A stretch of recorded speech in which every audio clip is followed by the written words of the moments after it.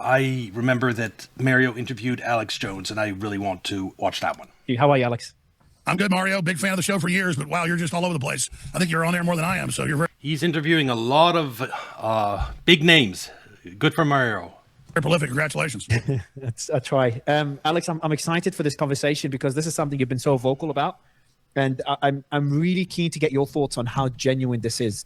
And that's the massive shift we're seeing with the administration. You know, something that we've been wanting to see for years, putting America first, American interests first.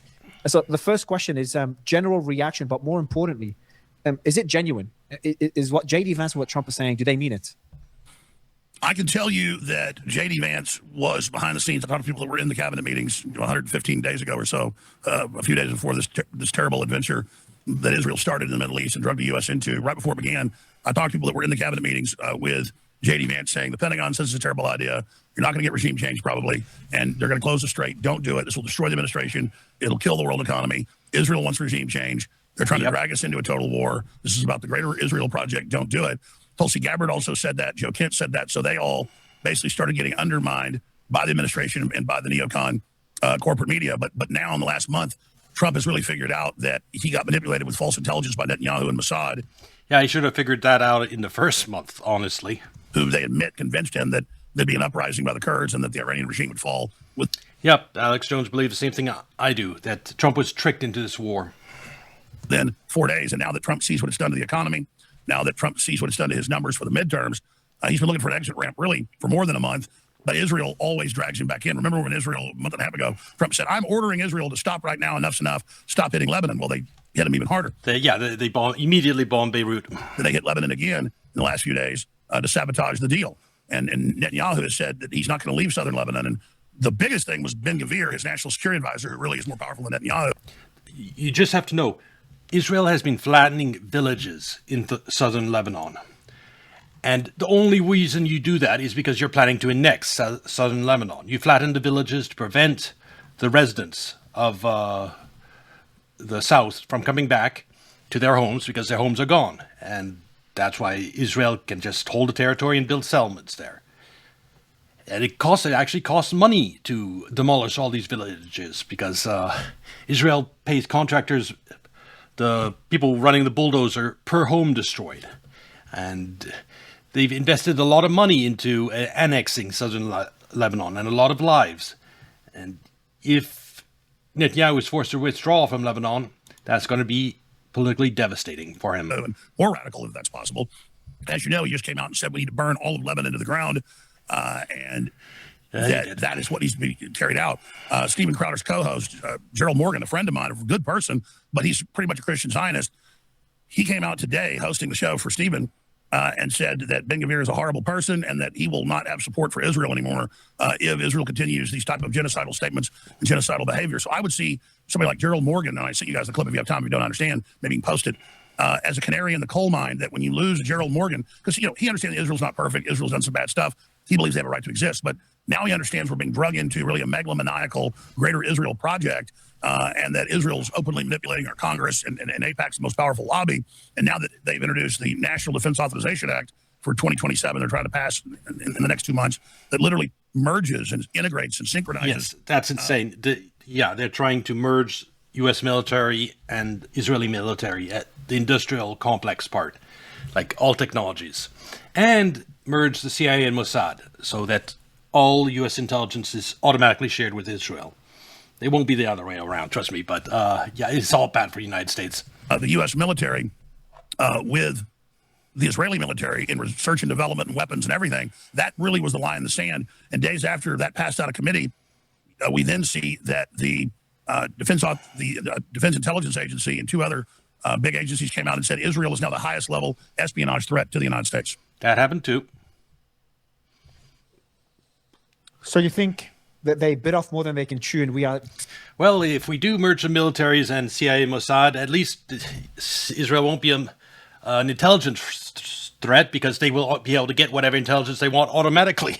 So they won't need to spy on us. Seeing the beginning of a massive shift within U.S. policy towards Israel. So that what Trump is saying, what J.D. Vance is saying, which are pretty significant statements. Trump was literally making the argument. I'm joking. They'd still spy on us because the recent spying attempts by Israel, that was to figure out what Trump was thinking with regard to negotiations. And The political spying will continue no matter what. Or why Iran should have a ballistic missile program.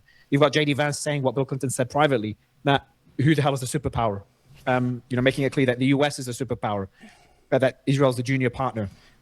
Trump talking about the Israeli government, validating the U.S. government, the Iranian government, rather than talking about them as a terrorist organization, saying that they care about their people. So this, to me, it seems more than just rhetoric, and you seem to agree. You seem to think that this is more than just Trump trying to sell the MOU, and this could go on for longer. Is that fair to say? Yes, I should have just answered your question straight up and then gone into the evidence and reasons. 100%. Trump is pro-Israel. He believes it has a right to exist. He wants to be the big peacemaker. He wants the Abraham Accords. He doesn't dislike Jews and is heavily involved with them in business and family. That said, he's never liked Netanyahu, despite the fact he acts like it. Netanyahu famously... Yes, Netanyahu isn't Israel. Being against Netanyahu doesn't mean you hate Israel. You just hate one particular politician in Israel and those of his mindset. He was the first world leader to call in 2020 when Trump believed the election had been stolen, and to congratulate Biden. And so behind the scenes, Trump hates his guts, but plays along with him, but now is enraged at Netanyahu and is desperately looking for that exit ramp because he understands that his constituents have really broken with him on this issue of war and Israel first more than anything, and also the inflation that is expanding. So Trump absolutely is breaking. Losing people like Tucker Carlson is not good for Trump. With Israel. And every day that passes, it gets more intense because Netanyahu and Ben-Gvir and others brag that they're not going to allow peace and they're going to continue to attack Lebanon. And now they've announced, as you know, the last 2 days, they're not leaving southern Lebanon. They intend to keep southern Lebanon, which is just absolutely... Yes, that was always obvious to anyone who was paying attention. They wouldn't be leveling the villages in Lebanon unless they were planning to annex the territory. Outrageous. And now Israel's saying when they're done with that, they are ready to go to war with Turkey and Egypt. So this Greater Israel Project is totally megalomaniacal. It's delusions of grandeur, and it probably wouldn't even succeed if the United States committed fully to it. Certainly won't with Israel, with just 9 million people that doesn't even have the gross domestic product of Los Angeles. And so the Israel lobby's riding high after primarying Thomas Massie and others, but all they've done is really reveal their undue influence and foreign influence over this country. And then I get concerned because the Likudniks, when they get cornered... Look what happened in L.A. Mayoral elections, how those extra votes came in for the third place Democrat, boosting her to second place and knocking out the Republican from the ballot in November. Those extra votes, they exist to some degree in every state. Less so in red states, though, but they do exist. And I think that's why... now, you just said his name, and I'm forgetting. Marrying Thomas Massie and others. Massie. That's why Massie, I think, losses. The extra votes always goes to establishment candidates or the pro-Israel candidate, is what I'm saying. Same in primaries. And if you have... So it's not just AIPAC money that's strong. It's those extra votes. Very crucial into shaping Congress the way the deep state and Israel want. But all they've done is really reveal their undue influence and foreign influence over this country. And then I get concerned because the Likudniks, when they get cornered, tend to double down. In fact, they always do. And so then it makes me ask the question, what are they going to do to try to keep us in this war? And I get very concerned about them launching even bigger provocations against Iran or others, or we might have some big magical terror attack that hits Israel that's blamed on Iran. I mean, just because the world is turning against Israel, just because Trump's come out and said Benjamin Netanyahu and his policies have made Israel the most unpopular country in the world and everybody hates Israel now because of him, doesn't mean that Netanyahu is going to back down because, as you know, Netanyahu's been convicted. He's got more charges against him. He doesn't want the October 7th stand-down investigator or his covert funding of Hamas or Israel. Covert funding of Hamas. It wasn't covert funding. It was open. There were hundreds of articles about it over a decade period. It's amazing that he calls it covert. But it is true. Like, I'm not going to look up the stories. Just Google Israeli support for Hamas, and you start finding tons of stories on it. Founding Hamas to be a destabilizing effect. And so the Likudniks are cornered, and they know they're cornered, and that's what makes them so dangerous, is they have nothing else to lose. And so that's why it's so important for the public at large. That's why I'm worried, because the way this can all go south is that Israel decides to bomb Iranian energy infrastructure.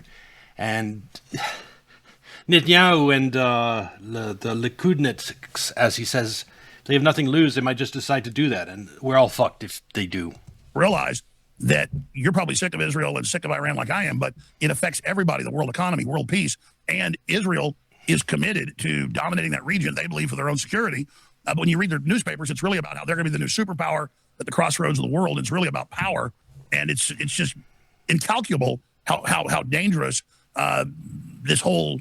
The only reason Israel hasn't bombed energy infrastructure in Iran so far is because of Netanyahu still trying to stay on Trump's good side and trying to keep their relationship stable. And Trump absolutely didn't want that to happen. He didn't want to lose oil production in the Persian Gulf. But let's say the scenario, Israel continues in Lebanon, which it will. Iran sends missiles against Israel. Then Israel retaliates. When it retaliates this time, last time it retaliated, it struck one energy infrastructure. And there was no big Iranian retaliation for that. So I think if Israel goes in to bomb Iran again, this time they will hit a lot of energy infrastructure, a lot more than last time. Maybe take it out completely, their biggest oil producing sites. Then things get complicated. I'm hopeful at that point, if that happens, the rest of the Gulf states will offer lots and lots and lots and lots of money to Iran to have it not mirror that damage. There'll be panic it'll be really exciting. Chutzpah-powered thing has gotten. I've got that clip. The team found it. Stephanie, you can play it when it's ready. The clip of the co-host of Steven Crowder. And while they're preparing the clip, the next question is going to be about, there was a report by CNN. Netanyahu is reportedly lobbying to shape the final US-Iran agreement, trying to influence Trump, trying to sabotage the MOU that came out yesterday by CNN. So my next question is, what can Israel do? But let's play the clip first from the co-host. That's the one, yeah? Alex, can you see it? All of Lebanon must burn. You talking about killing more innocent civilians? I'm just making sure that I'm completely understanding. You're talking about killing Christians as well? I have a particular problem with that. A particular problem with that?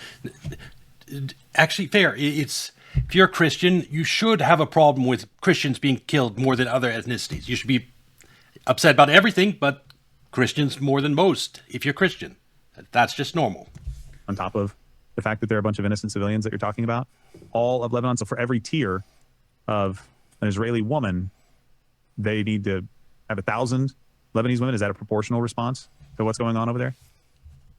You really think that's going to, like, ratcheting up the body count is going to win you what you're looking for? If you're looking to make sure the security of your citizens, you want to turn the entire world against us, that's what you do. The lives of the people within your borders are made better and secured and able to exist at all. You probably don't want to piss off the rest of the world and push them past kind of the final straw. I don't know what leg you think you have to stand on to speak like that, especially right now, when the United States of America has, right or wrong, supported you in almost every way possible for many, many, many decades. In fact, the only reason that you exist in the first place, as Donald Trump rightly said, is because of the United States of America. Period. Full stop. You would not be a country without us. And that's great. And this guy is a Zionist. He is an Israeli supporter. He's just an Israeli supporter and Zionist who's upset with Netanyahu and Ben-Gvir. You don't have a right to exist, Israel. Neither does the United States. It's yours if you can keep it. Okay? It's yours if you can keep it. And what you have done as a strategy for decades and decades and decades is made sure that because you can't keep it yourself, that you had enough friends that could help you keep it. And you're about to lose them. You're about to run out of people willing to help you because, and I want you to hear this, you look like murderous animals. Yes. 1,000, you see, for one tier of an Israeli mother, of a IDF soldier, have 1,000 people in Lebanon. He's not saying 1,000 Hezbollah members. He's saying 1,000 people in Lebanon. Just random civilians. When you speak like that. And I don't want to hear, like, well, they stuff this stuff at us too. Yeah, I understand that. That's why proportional response is a thing. That's why defending your borders is a thing. Burn all of Lebanon? Let's just play this forward. Let's say that you absorb all of Lebanon into Israel. Who's next? Yeah, Turkey. Syria? Let's say you absorb all... They've already taken a big chunk of Syria. I mean, this right here, that's Syria under Israeli control. of Syria. Who's next? You think your opposition is going to go away just because you happen to swat a problem over here? You think they're all going to just call it a day and go home?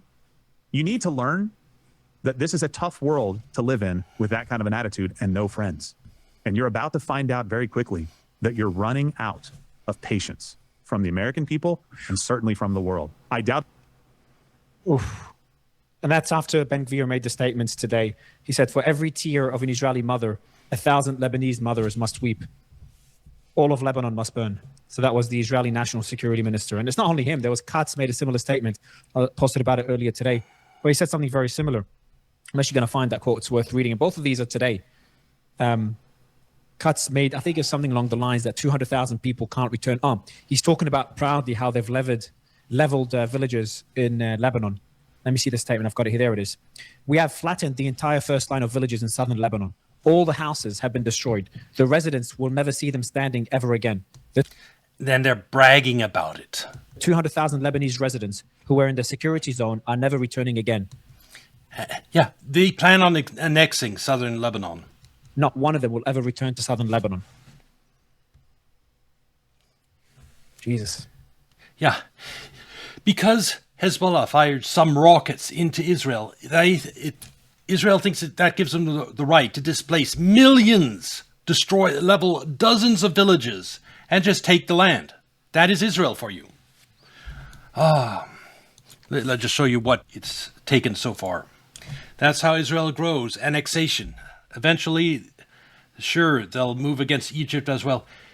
I don't think that'll take too long. First of all, they have Lebanon and Syria to go for first. Egypt is a huge country, and it also depends where there's natural resources. One reason apparently they want to get southern Lebanon is some natural gas or oil that's off the coast. So they want to take that. So this is the area that Israel has taken and leveled all the villages in. Let's see how recent this image is. June 18th. So yeah, good. This image is pretty much up to date. They've leveled every village in here, except maybe the area they've just taken and they haven't had time to level stuff in. I think the fighting is going on up here. And they've lost a lot of tanks, a lot of soldiers getting this. And the greed to get all this land, Netanyahu will be so upset if he's forced out. And so will the Israeli people. They'll turn against him. It's total Hitler-type statements and behavior. And everybody that's followed me for 30 plus years knows that I'm not a Zionist, but also wasn't a Ziophobe. I didn't obsess over Israel. I was worried about communist China. I was worried about the left. I was worried about the globalists. Yeah, neither was I. You look at the big videos I did on my, back when I was blogging, I practically didn't focus on Israel at all. But it convinced Trump to go into this fucking war against Iran that's going to destroy his presidency and hurt Republicans in midterms, and I'm a little upset about that. I was worried about big tech, and I still am. But Israel sees this power vacuum in America with the Democrats falling apart.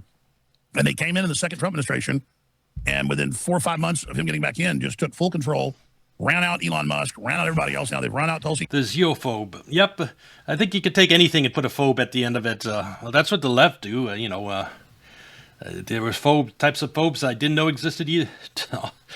Really weird ones out there. Gabbard had that from the top. That, yes, her husband has cancer, but she was told to leave. And I'm told RFK Jr. is next. And somehow they got this leverage point, whether it's the Epstein files or whatever it is, over Trump. And so now he is politically destroying MAGA, about to hand the House and Senate, all the polls show, to the Democrats. And then you read the stuff Ben-Gvir says. That's what the Nazis said in Russia and Ukraine. They said, if you kill one SS officer, we'll kill 1,000 women and children. If you shoot one of our regular, just enlisted, we'll kill 100 of you. And they would do that. If somebody famously shot one of the top SS generals, his nickname was the Blonde Beast, and they shot him in Eastern Europe. So they gathered up hundreds of the town people and put them in a church and burned it down around him. And they said, see, that's what you get. So when you say, oh, we lost a few Israeli soldiers leveling southern Lebanon, so now you're going to pay with 1,000, dead children. That means 1,000 others crying. If one mother cries in Israel, 1,000 mothers must, cry in Lebanon. You have southern Lebanon almost entirely Christian. Israel is huge on collective punishment. They were back during the Intifada, What's I'm promising? The Infadada. How do you say Israel? Infadada is Intifada. There we go. Intifada. Back during the Intifada, yeah, they were suicide bombings and stuff like that. It was all collective punishment. It's how Israel operates. And then you have carpet bombing in the last, off and on year, but intensifying the last few months as Israel used that as a bargaining chip. And I remember just 6 months ago, if you said Israel wants greater Israel, which they said they wanted, wear on their military uniforms, they would have the ADL and the media say you're anti-Semite. It's not true. Now, as you know, Ben-Gvir has been talking about real estate. They've got real estate junkets already up on the border, advertising who's going to buy what, who's going to get what. And so here he is saying, okay, well, a few rockets got fired out of here after we bombed you. So because a few Hezbollah are hiding out here, now we have the pretext to just level all of southern Lebanon. And next it'll be northern Lebanon. They started blowing up all the bridges, so there's no bridges from southern Lebanon to northern Lebanon, cutting everybody off. Then they carpet bomb. And I remember months ago showing them carpet bomb systematically every town. And I said, they're carpet bombing. They're destroying everything. That's genocide. That's ethnic cleansing. And the media's like, look at Jones. It's not carpet bombing. They'd have the Israeli bomb. It is ethnic cleansing. Israel wants to get all the current ethnicity in Lebanon out of it so it can build its own settlements. That's come out and say I was a liar. Now here he is saying there's not one house standing. The number was 35,000 houses was the last official number I saw 3 weeks ago. They're now saying it's probably 50,000 homes leveled. And they're leveling hundreds of ancient churches. They're leveling ancient castles built by the Crusaders. That fucking annoys me. I mean, a house can be rebuilt, but ancient history, that's lost forever when it's gone. And fuck Israel for that. They're just leveling everything, so it's unlivable. They also confirmed they sprayed a bunch of super strong concentrated glyphosate, Roundup weed killer, on all the different crops and trees, so there's no food.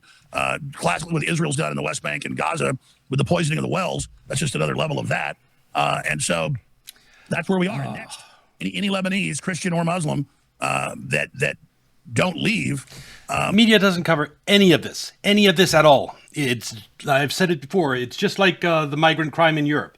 Media doesn't cover any of that. They don't cover anything of what Israel is really doing and the horrible shit. Will then face the IDF coming in and snipering them and killing them. And so, I mean, what it came out a few months ago, Israel publicly called it the Gaza treatment. They said, we're going to give Lebanon the Gaza treatment. And so this is so naked. It's so classically genocidal.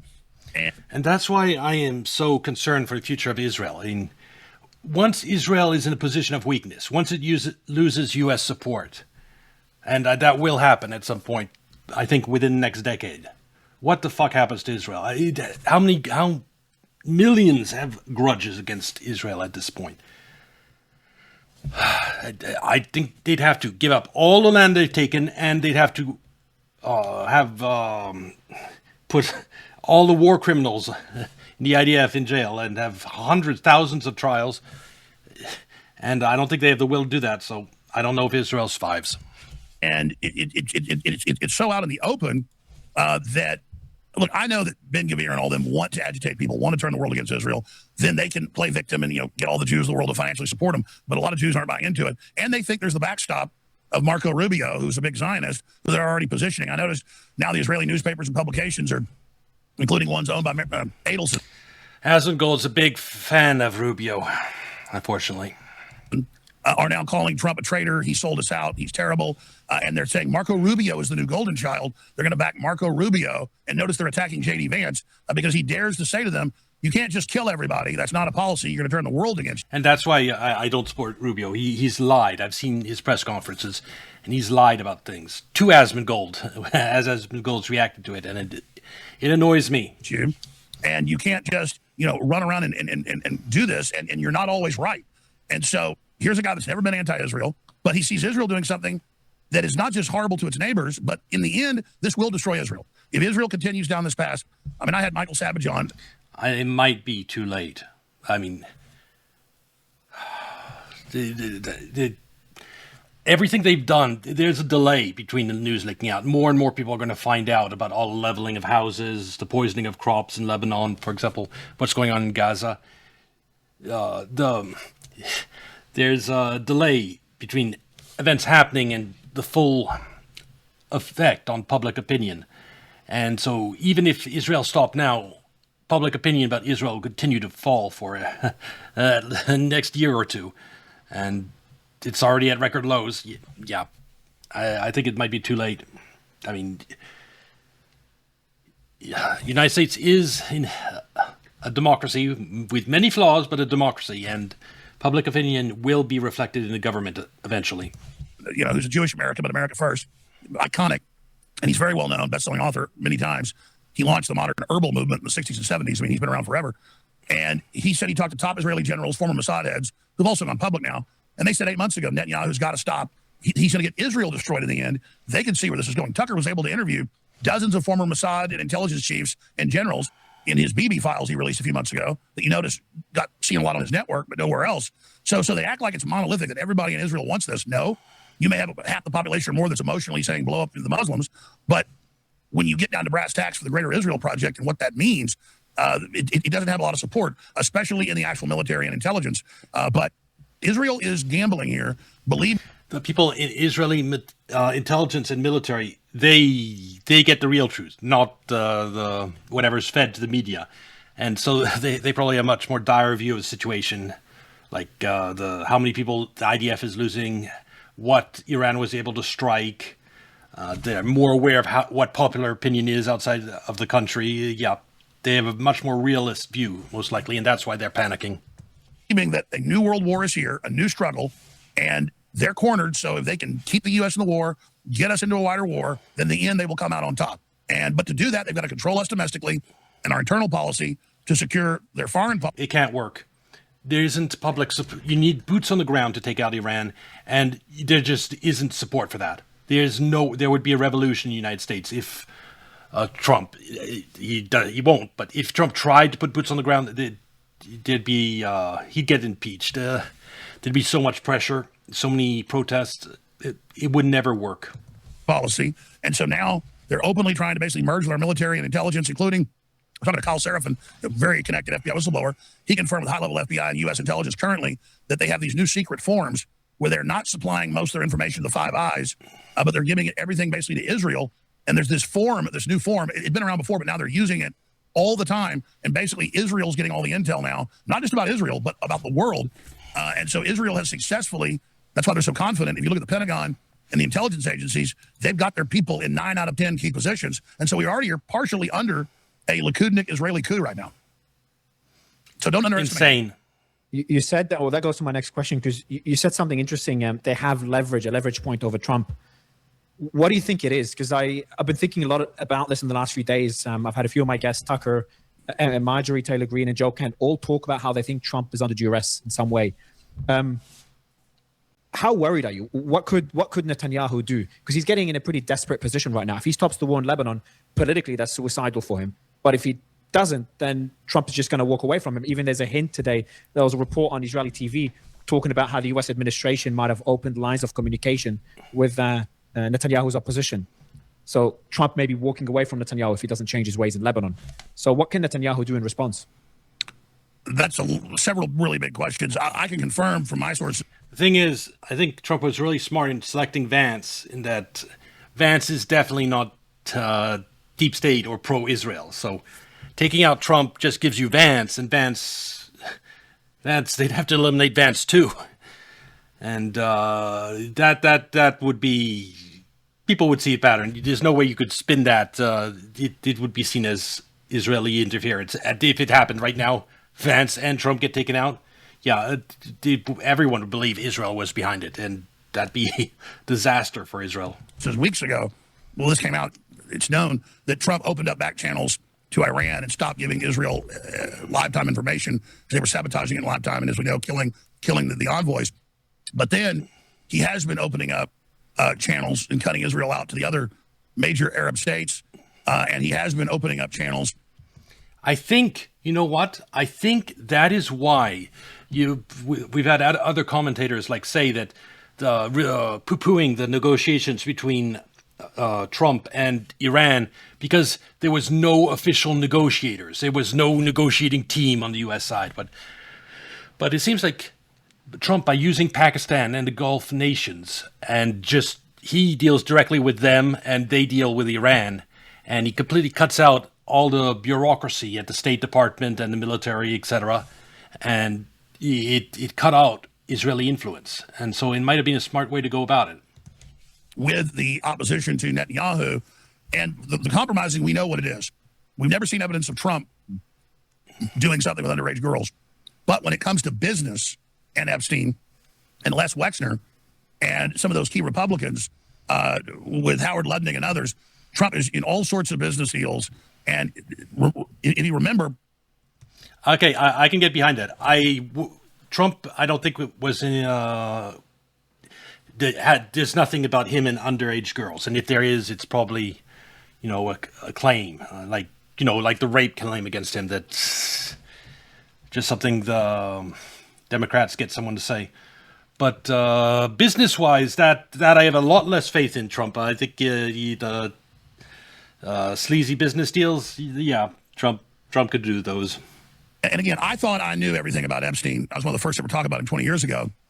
When we got the first 3,200,000 files, they're holding back the other half, 3,200,000. There were, as you know, thousands of emails with Lady Rothschild and the other top Rothschilds, the same ones that are in business with Jared Kushner, that Albanian island and coastline that's caused the big protest. They say in those emails, not just to him, but to others. You know what? The fact that island, that Trump's son-in-law, who was it? Which Trump person was it? Trump Island, Albania. Ivanka Trump and her husband, Jared Kushner. And that was Rothschilds. I spelled that wrong. Yeah, see, the Rothschild connection. So I think the deep state has infiltrated the Trump circle to some extent. And it's very apparent in the second term. There's that he, meaning Epstein, is their representative. He's the representative. And I thought, man, that's incredibly powerful. I knew he's one of the main ones. But then it came out that in 1991, when he's like 30 years old, Epstein is brought over by Bill Barr's dad from the girls' school, obviously hooked into U.S. intelligence. Bill Barr was OSS CIA. Bill Barr was CIA, not just Attorney General twice, very high up. Bill Barr, as a young man, ran Iran-Contra. That's been declassified. Then Epstein is definitely the dark side of CIA. The ESF, the Treasury, the conspiracy part that's focused at the U.S. Treasury in the Exchange Stabilization Fund. He's definitely involved, Epstein, with that. If he was brought in by the guy who ran Iran-Contra, because Iran-Contra was an Exchange Stabilization Fund plan to dollarize the world. There at the White House for Bush Senior. Reagan wasn't even really involved in the technical stuff, but they brought him over to the Trilateral Commission that is extremely powerful, was extremely powerful, it still is, but incredibly powerful then. And because David, even back then was like 80, he's dead now at about 100. They put him in as on the board of the Trilateral Commission. I knew that. I didn't understand that he stood in for David in trips around the world and represented the Rothschilds later, but first became the stand-in, or in Roman it would be, in the Roman system called a legate, or someone that speaks for the emperor. And so the head of the Trilateral Commission, David Rockefeller's family, set up the UN, set up the current global order after World War II. And so he was made the representative, like the deputy head of the Trilateral Commission from the time he was 30 years. And the Treasury's Exchange Stabilization Fund was at the center of that new world order after World War II. It was the key pillar. The IMF was based on the Exchange Stabilization Fund's design. It's old. And that's in all the, and that's why, and then the Rothschilds come and go, please represent us. So that's why he was so powerful. So going back to George Herbert Walker Bush out of Ohio, they set up a New Air America Evergreen Transportation under a new name. He ran a fleet of everything from large passenger liners down for money laundering, weapons transfers, drug laundering, selling, human trafficking for the CIA. Then he took over. Yes. Alex Jones and the conspiracy crowd talk about Iran-Contra and CIA drug trafficking, but they never mention and they never understand that the key point of the drug trafficking into the United States is to force the outflow of U.S. dollars and dollarize the world. That Nicaragua, where the Contras were fighting, was dollarized by 1990 completely. And that is how the United States defeated inflation in the 1980s, is by pumping in huge amounts of cocaine and heroin into the United States that caused planes of loaded with billions of cash going out the other direction, and they dollarized places like Nicaragua, lots of places in South America, in the Middle East, in Africa. That was the plan, because you can print $1 billion and that $1 billion disappears overseas, and then there's no inflation. So there's a way to print money and not have any inflation, at least temporarily. Those dollars overseas are one day going to come back. For Robert Maxwell's British MI6 management arm of human trafficking and pedophilia blackmail. And he also worked high level as a Mossad. Any super spy is obviously, wears multiple badges and multiple hats. So I knew he was powerful. I thought he was more of a super gopher. But because he got in so early, as all these guys got old and senile, he became, that's why Trump would get jealous before he was even president. And then even once he was president, they would say, that's Jeffrey Epstein. He's more powerful than a president. And in many ways he was. So I underestimated until we got all those emails. Yeah. I think one reason everything is falling apart is the initial crowd that was involved in the Exchange Stabilization Fund and the covert side of the CIA. With the Exchange Stabilization Fund of CIA ran the CIA's black budget, everything that they didn't want Congress to know about, like Iran, like rigging elections in Italy, MK Ultra, any weird shit that they didn't want Congress to know, assassinating JFK. The people like Bush Sr., who I think was involved in JFK assassination and then became president. Yeah, that shows you. They died out and they went senile. They grew old. And the new generation was nowhere near as unified in continuing to run this Ponzi scheme. Like before, if you covered something that was blacklisted by the media, you would often wind up dead, like Gary Webb. Nowadays, like, think of that reporter who covered Pizzagate on the national news. He didn't die. And he's come back, and he has a triumphant return now that everyone knows Pizzagate is real. Yeah, that didn't happen before. 20, 30 years ago, if you broke a story like Pizzagate, your career wasn't the only thing that was over. Your life was too. And you can go back further in time, the more corpses you see. Just how powerful Jeffrey Epstein really was. And the underage girl thing was just one level to it for just rich politicians. That really wasn't even about compromising the prince or compromising Ehud Barak, the Israeli prime minister or intelligence head. It was, they were like coming to somebody's house and there's some beer nuts on the table. It was underage kids and even children and other even more horrible things to sickos in the elites, where they would do whatever the CIA, Mossad, MI6 is the same thing at the top wanted, as long as whatever their weird fetish was, they wanted. They would provide it. You want to kill a kid? You can do that. You want to rape one? You can do that. The control over the media was so total, like 30 years ago, that they could do this. That's why in all these emails that were leaked, like Podesta emails, whatever, they were so open about pizza parties, torture chambers, and everything, is because they knew that even if this somehow leaked to someone and that it was posted online, the media wouldn't cover it, and the media would cover it up. It's only when after COVID where the media's control has basically collapsed, and stories like UK grooming gangs and Pizzagate now spread via Asmongold and Elon Musk, you can't stop it. And so the media's control has finally faded. You want money? We got that. And his job was taking over all the science positions, blackmailing, academia, total control. That's why if you wanted something done, blackmail-wise, you went to him as like a super exchange. And then that's why Bill Gates was going to him, was to get him to compromise the scientists at Gavi and Harvard and Princeton and Stanford and MIT. And it's just unbelievable. So Trump kind of ran the first time. Kushner had some connections to it. Bannon had some connections to it, but he wasn't fully under its control. He was trying to run things himself. Then when he got kicked out, almost put in prison, he teamed up with that main power group and said, if I get back in, I'm going to be working with you. And then that's why we saw a new Trump once he got in. And when they had done... Yes. So the deep state, the people around Trump got compromised. That's what happened. It was obvious by what was happening internationally, how Trump, he's going on with the Ukraine war. He stopped U.S. funding, but in every other way, he's still supporting Ukraine. And he went along with Iran and all other types of nonsense internationally. Venezuela. I mean, The Venezuela thing, like Trump going after Venezuela, that's just so unnatural when you consider the first term. And let's be clear, it had nothing to do with drugs. Even after taking out Maduro, you can talk to any expert, they'll say there was zero, absolutely zero impact on the amount of drugs coming into the United States. Maduro wasn't a drug operation.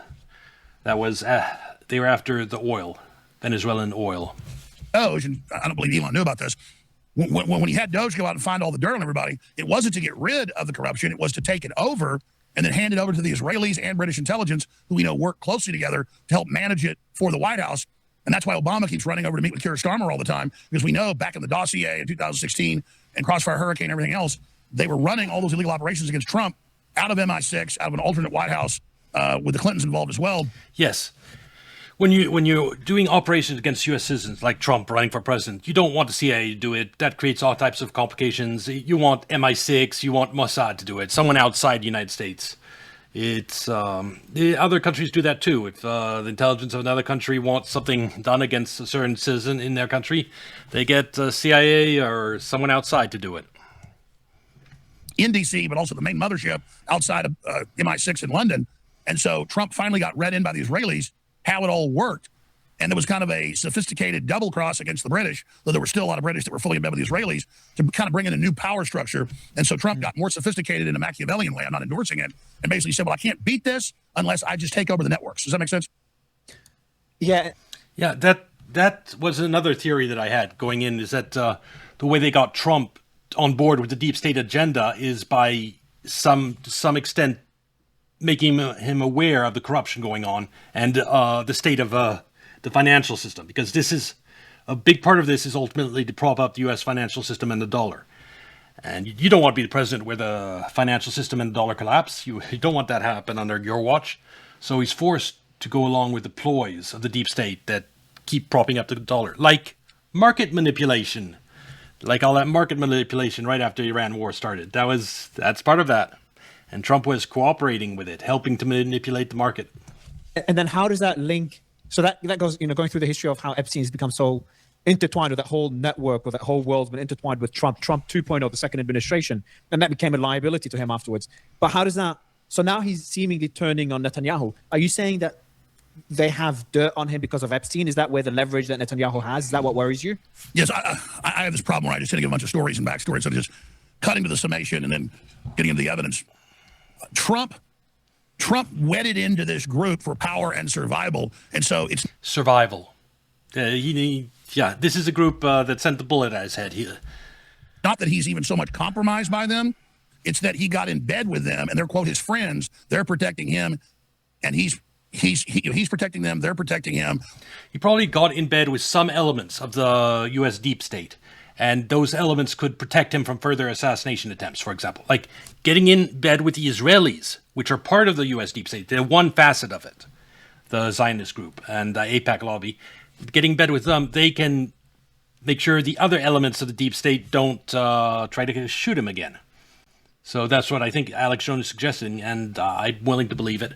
This is the type of thing where it's speculation. We can just look at behaviors and what's happened and try to guess, but just by how he's acted internationally, Trump on the international front, like he gave away. Trump's second term internationally, it's not Trump's making decisions. He's been focused domestically, and I think he made a deal with someone, or with some group of people, the Zionists or something, that want to not get shot at. But now that it didn't go the way they said, now he's mad at them, and they're trying to now be his boss and tell him what to do. And so now nobody does that to Trump. You can fool him for a while, but now he's trying to put the Israelis back in their place and say, I'm dominant. He says it publicly. I'm dominant. I'm the boss. You wouldn't exist without me, which is true. And so basically, he's co-opted the British royals and their arm, and they're now kissing his ass. He's trying to co-opt Israel. He's trying to get all the Muslim countries under his control. I mean, really, Trump is really going for it all. He's taking down Venezuela. He's getting ready to take down Cuba. I mean, really, this is all Trump thinking he can manage all of this. And so taking down Venezuela and Cuba, that's not Trump agenda. That Trump is not for war. So at least the first term he thought wars were bad. The fact he wants to go after Cuba and Venezuela means someone explained to him how controlling the oil revenue of Venezuela, for example, benefits the United States and helps prop up our financial system. And like someone maybe told him, yeah, if you take out Venezuela, we could lower interest rates, it'll boost the economy, and or some shit like that. It's crazy. So I don't think it's dirt on Trump over Epstein. It's that Trump wants that Epstein network for himself. And I don't mean the sex with kids, the power structure, the people involved, because it's a form of, triple blackmail. It's not that. No. Okay, I see what Alex Jones is saying, but I have a different view on it because Alex Jones and me have one key difference is I view the U.S. Treasury, that slush fund at the Treasury, as the root of all the conspiracies, of this networks and everything that he's talking about. And that purpose is to prop up the dollar and the financial system. And the reason he wants to take control of it is that if he's learned the inner workings of how the United States financial system really works, he realizes just that we're at the edge of the abyss in terms of the dollar and the financial system. And he has to, because he has to go along with the deep state. Otherwise, the dollar might collapse under his watch. It's not that they're blackmailing him with Epstein. It's he's blackmailing them with Epstein. But then they're still not following his orders, so he's getting pissed off. He brought a Democrat lawyer, Southern District, they're experts on it. He's protecting them all. He's trying to get a pardon for Ghislaine. As soon as he thinks that's okay, he's going to do it. He's promising them all immunity. He's letting them rob everything. He's letting them loot with insider trading. He didn't do that before. I'm not naive. I didn't just believe in him before. That wasn't happening before. Now it's Trump saying this is survival. This is the only way to win. I've got to take over the deep state. I have to run it. Then my family will control it. The people I put in the Justice Department after I'm gone. So he's doing kind of a rearguard action. Trump believes this is the narrow way, like he's Paul Atreides, out of this, the world's going to destroy itself if he doesn't bring peace and if he doesn't do all this. And sometimes you got to dance with the devil to win. I'm not endorsing that worldview, but I'm telling you from everything I know and what I've seen, that's what's happened. It's not that he's compromised by Epstein. It's that he's joined with the network of Epstein. He's joined with the New World Order. He's joined the dark side. But he sees Israel going too far. And he's like, I got to work with the Arabs. I got to, keep energy prices down. You just got to take over a bunch of land. Hey, I'll let you merge with the Pentagon. No, I don't think he's joined the dark side. I think he's in a terrible position because someone just shows him the truth behind the scenes. If he actually learns how everything works and how the position the dollar is actually in, that it depends on all this drug trafficking, outflows of dollars to keep the world dollarized to prevent the dollar from collapsing. If drug trafficking into the United States stops, then the outflow of dollars from the United States stops. You only have the dollars coming in from the outside. You get exponentially growing inflation and a dollar collapse, for example. If someone's told him that, or someone like his Secretary of the Treasury explains to him that now the New York Fed has a huge position in derivative markets, and if we don't stop oil from going to 150 now, financial system will collapse. I think it's those type of things, and that's how he's being brought under control and why he's helping manipulate the market. That's just my personal take on it. That and get trillions of dollars. That's not enough. When I'm giving you everything long term for us, don't screw it all right now by turning the whole world against you. Trump is smart enough to know that Ben Gvir, who, as you know, goes to detainment facilities and beats up women and men and children on camera, looking like he's on 15 hits of ecstasy, completely out of his gourd. And I mean, Trump can look at Ben Gvir and just look at the Israeli leadership. They're a bunch of lunatics. And again, Netanyahu is a restrained person compared to them. And he's got cancer and heart problems, so he'll be gone soon. And we've got Ben Gvir, will probably be the next prime minister, foaming at the mouth like Cujo. And Trump doesn't like Ben Gvir. Yeah, Ben Gvir calls him up and tries to threaten him. Ben Gvir, the guy who said, made that statement about 1,000 Lebanese for every one IDF soldier, he's most likely next prime minister of Israel. Isn't that optimistic? He's got Miriam Adelson publicly threatening him. So this is not going to go well. We needed Trump to break with them, but basically it's like gang wars. And so, the Trump mafia has taken over. And he's like, I'm a wartime president now. I don't care if the average American's got financial problems. I don't even think about you. You know what? I love inflation. Inflation's great. You know what? I don't care about Medicare and Medicaid. I got bigger stuff to deal with. So, I mean, however you slice it, it's a new guy and it's nasty. Maybe it's really who he was all along and he's just gotten out of the end game. But make no mistake, he thinks he's in charge. He's trying to. I think it's the nastiness in Washington that is corrupted him. Be in charge. And if Ben-Gvir and But they have gotten to him because he no longer talks about building the border wall. He now talks about building a ballroom in Washington. That's his new priority. And that just shows you how he's flipped. all those guys were able to whisper in his ear like Weimer Wormtongue in Lord of the Rings, to use that analogy again, and tell him he's smart and tell him he's great and help him with all the stuff and enrich his family tens of millions of dollars and tell him everything's wonderful and we'll win in 4 days and it's going to be great, sir, and just say this. And then when he sees it, That's how it's worked for every other president up to now is you go along with the deep state and you get filthy rich in the process, like the Clinton Foundation, etc. And Trump is sort of joining that crowd. That he's going along with it this time, and it's sad. it's not working. He says, not a good plan. And then they don't follow his orders. And he's like, I saved you. You'd be in prison.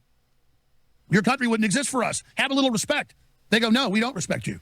So he's now finding out that he made a deal with people that don't respect him and that he signed on to the Epstein cover-up, believing that he would somehow take control of this evil. And, you know, they shut down most of human trafficking. They shut down the borders. From all my sources in federal law enforcement, they've been busting people. They've been stopping it. But you can't just stop something or cut it back and then let the guilty go because of the very nature of those people. So Trump, by extension, has now made himself, after the fact, an accomplice to all of this. And that's why when he came out and said, I'm low IQ and I'm fried and, you know, I'm excommunicated. I'm like, buddy, I excommunicated myself a long time ago. When you were doing good stuff and fighting the establishment and trying to bring jobs back and stopping wars and, you know, everything you did in the first administration and targeted by the establishment, I was for you because you were a maverick. Now you're the establishment. And now I am so thankful that Trump clearly... He is not fully the establishment. Just the fact that he's cracking down on illegal migration and he's cracking down on the woke shit and he's putting pressure on Europe about censorship. I mean, on a lot of topics, he is still on the right side, Trump. Except he's, on a lot of topics, now he's also on the wrong side. So, he's now a mixed bag. And to be fair, that's much better than Kamala Harris would have been. Clearly said that I'm not MAGA because I'm not. I've never been MAGA. Make America great again is wonderful. I want to make America free and just and moral, and then the success will come with it. Then we will be great because we go back to what made us great, not being a bunch of warmongering psychotics. What do you need to see to support, I'd say, I don't know if I want to say forgive Trump, but more support Trump again? We're seeing him potentially break away from Israel, getting out of this war with Iran. What else do you need to see a fundamental shift? Trump will never admit he's wrong. Yes, that's just Trump's personality. But he will reverse course when he realizes he was wrong. And so... Yeah, that is the more important part. Admitting you're wrong, that's a good thing to do too. But even more important is to reverse course when you're wrong. And Trump does taco, and that is a good thing. He needs, instead of calling for the pardon of Netanyahu, he needs to call for Netanyahu to leave. He needs to come out against the NDAA, Section 224, and the Senate intelligence bill that does the exact same thing. He hasn't weighed in on that. For example, that's give you an example of Trump. I won't say that's an example of Trump being on the corrupt side because there's a very real chance that he doesn't even know about those bills. He watches 3 hours of Fox News a day, and they certainly aren't talking about it there. But, yeah, that is part of the problem, that he's watching Fox News and not Tucker and Alex Jones. Because if he was watching those guys, he would actually be informed about what Congress is trying to pass about merging U.S. and Israeli military. To say, no, Israel's fine, but Israel's not going to merge with our military. He needs to do that. I know from Bovino, and he said on my show a month ago, now it's been confirmed, Trump isn't just getting rid of the hardcore border enforcers. He is now bringing in former Democrat or current Democrat NGOs to run it. Oh, yeah, that's what I heard. Yeah, Trump is flipping on the border. God damn it. Those detention centers that the United States had bought to make mass deportations, the warehouses, they're being sold. And yeah, Trump is flipping on enforcement of immigration. He's bringing Todd Blanche, the Democrat lawyer, to be official permanent AG when he's terrible and supports persecution of Trump supporters. And so I would have to see Trump reverse course on so many fronts. You know, just because he's softening on Israel being his boss and realizing that's bad, and then it's a big political issue that people are pissed off about, including in government and the military. Even though he knows all of that, he's so far it's rhetoric. I mean, I think he legitimately doesn't like Israel trying to be the boss. He wants to be the boss. Remember, he said, I can go be the prime minister of Israel right now. I've got a 99% approval rating. Maybe when I leave here, I'll go run Israel. He means all that. And when he says that, he means he'll be like the mayor of Israel, where they build the new Gaza with a stupid golden statue, and that's not going to happen. Where Kushner does all that. I mean, it's so. I mean, here's the thing. I want the Iran peace deal to succeed, even though I said Israel's just sabotaged it. I know it was a mistake. I know it hurt America. It killed a lot of innocent people, hurt the economy. It'll kill a bunch of people in the third world because of fertilizer shortages. So people are calling it a defeat for America. No, the defeat. Yeah. There's going to be millions that starve next year because of the Iran war and the fertilizer shortages that caused. But that's an issue for next year. Was when we took the bait, let Israel lead us around by the nose. I'll say it's good of Trump to try to end this. I want him to be successful. I'm not calling him a loser and saying he gave us the biggest defeat ever over this. I'm not dancing on his political grave. I'm trying to. I'm not dancing on it, but he is politically finished over this. Move past this because then that's bad for any of us who care about border enforcement. Like, in order to survive, in order to not get impeached. I said that Democrats would impeach him or whatever, but there's a chance he cuts deals with Democrats and, for example, opens the border in order to avoid impeachment. Stuff like that. Yeah, it's bad. He won't, all of his priorities, like cutting back the wokeness, migration, etc., all will be compromised by when his political capital is gone because of this Iran war. A lot of the left and the Democrats and others and Republicans are saying, you're a loser. You destroyed America. We lost this war. You could still go in and blow them up. Everybody's saying you're a failure now. The international media is saying it. And in doing that, he could swerve back and nuke Iran or go to a full invasion. So this guy, yes, craves how he's perceived. And it goes down to ego at the end of the day, I have to say, whether he has beginnings of frontal lobe dementia, where he's still cognizant but doesn't make the decision-making process. He shows. That's why I think the story about someone telling Trump that if we went back to full war, Iran would test a nuke. I think that threat, it was made to Trump. I believe in it. Larry Johnson's report is the reason Trump has given up on full-scale war is because politically, like Alex Jones says, humiliation is what he's concerned about above all. And Iran testing a nuke would be just the absolute worst thing for him politically. It would do more damage than anything else. And so that threat hanging over him, and that's why he wants to make a deal and have Iran get rid of its nuclear material, is because they might already have at least one nuke ready to test. There's a lot of signs of being very erratic and jumping around and changing his story, sometimes in the same 5 minutes. He's 80 years old. He wouldn't be burned out at that age, even if he's Superman. So everybody better treat Trump like he is. He's extremely dangerous. He is becoming more unstable. And all these people trying to manipulate him into full war, they're going to probably get something they don't want. So to try to answer your question, Trump needs to say no NDAA with Israel taking over our military and intelligence, and even law enforcement federally. He needs to come out and say, no, we don't need all this legislation banning free speech in America. 38 states have passed. If he could just secure our damn elections, that would be so nice. Like, get rid of this mail-in voting shit and require voter ID. That is what I want above all else, because that'll help fix a lot of other problems in the long run. Laws, if you criticize Israel, you can't have a government contract. You can't clean a porta potty. You can't work as a highway worker. You can't. I mean, it's insane. It's what the Democrats wanted with a social credit score, but even more intense. So I don't like him with his executive order and the legislation he's tried to pass twice to give big tech AI companies total above the law liability to be immune from private and individual. That's terrible. Yes. Government lawsuits. I just don't like the whole cut of what he's doing. But this is a good start. I mean, if he slams the brakes on Netanyahu and says, fine, no NDAA, you're not merging our military, and we're cutting your funding, and we're not giving you any more weapons. I know they've already pulled back the super tankers or the air refuelers from Israel, and that's a good start. But, he did that when he first got into Ukraine. He cut off their intelligence whenever Zelensky basically told him to F off. And intelligence, folks, means guiding the missiles, directing the missiles, all that was done by the U.S. Trump turned that off, and the Russians started taking over. And suddenly Zelensky ran back and said, yes, sir, I'll do whatever you say. But then a month later went back on his word. So Trump needs to cut intelligence to Israel. Again, the Pentagon said Israel's the #1 intelligence threat to the U.S. That's all the reason he needs. It's totally true. It's been described as unhinged, the Israelis right now, not just with signals intelligence, not just digital spying, but sex operatives, honeypots, HUMET. I mean, Israel. Yeah, to have the big break with Israel, I still think we're going to need the actual oil shortages that are going to happen in July. and the price spike that'll happen then. It's too big for its britches.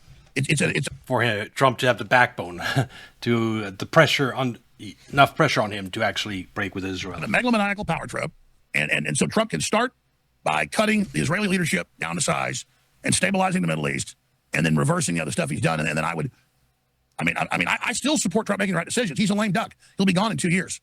So 2 years and 4 months. So to me, it's like he's a runaway train that I just want to get control of. No, a little more than 2 years and 4 months. You just talked about the election, so more 2 years and 6 months. Or have somebody get some control of. That's how I see Trump as a runaway train. In the short term, if Israel decides to try to sabotage the deal by, let's say striking... I think the entire U.S. financial system is a runaway train, and Trump's behavior is a reflection of that. Yeah, he's under pressures from that, from what's happening behind the scenes. Yeah, and all the market manipulation is I think is to bail out Wall Street, to prevent banks from going under. Beirut, Iran retaliates by striking Israel. Based on what you're seeing right now, if they do get into a war, do you think Trump would be dragged in? Or do you think he has what it takes to sit it out, defensively and offensively? The longer the Strait of Hormuz is closed, and the more devastated our economy is, his new Federal Reserve head, who he got in there through hell to cut interest rates, now says, we're not just going to not lower them, we're going to raise them. And any economist would have told you. And actually, I think this is good enough. I think it's covered all most important topics. And it was interesting reacting to Alex Jones. And he talked about a lot of things, very frankly. Enjoyed that a lot. Anyway, this will be on YouTube. Like and subscribe. Come watch it on Kick or Twitch. And I'll see you next video. Bye.